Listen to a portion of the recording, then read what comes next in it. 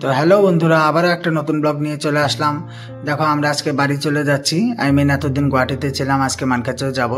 তো এখন সবাই নেমে গেলাম আমরা, মা, আমি, ভাইস্তা, বাবা। বুনুকে টাটা দিয়ে দিচ্ছে, কারণ বুনুকে রাখতে আসছিলাম আমরা। 1 মাস যেহেতু জুলাইয়ের বন্ধ ছিল, তো বুনুকে রাখতে আসলাম। আর এখন আমরা বাড়ি চলে যাচ্ছি। মানে বাড়ি ছাড়াও তো অতদিন থাকা যায় না কোনো জায়গায়, যেহেতু অনেক কাজ থাকে বাড়িতে। তো দেখো কিছুটা ভিউ দেখাচ্ছি এখন। আর গুয়াহাটিতে মানে 15-20 দিন পর আসতেই হয়, কারণ বনু থাকে, আরও অল্প কাজও থাকে।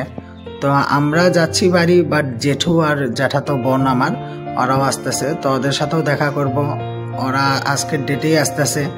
তো আজকে দেখা টেকা করে যাব। আর রাস্তায় যেতে যেতে দেখো ভালো একটা দৃশ্য পাইলাম, বাবা গণেশের সাথে দেখা, এলিফ্যান্ট। তো আমাদের হিন্দুতে এটা বাবা গণেশই বলে। তো আমরা আফটার অল এখানে খাওয়া দাওয়া করলাম। আর এই দেখো জেঠুর গাড়ি চলে আসলো। তো জেঠুর সাথে এখন কিছু কথা বলে অল্প দেখা করে তারপর আমরা বাড়িতে যাব। তো দেখো বাবা চলে গেল দেখা করতে, তো আমিও পিছে পিছে আসলাম, সবাই আসলো। এখন সবাই গল্প করছে।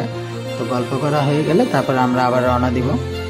তো দেখো, আর এখন দেখো এটা দরঙ্গিরির একটা মন্দির, এখানে বিরাট বড় একটা কালী মন্দির।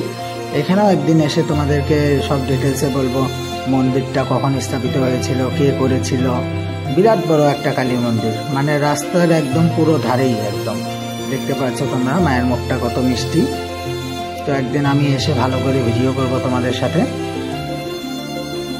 আর দেখো ফাইনালি আমরা মেঘালয়ে ঢুকে গেলাম, যেহেতু মেঘালয় হয়ে আমাদের বাড়ি যেতে হয়।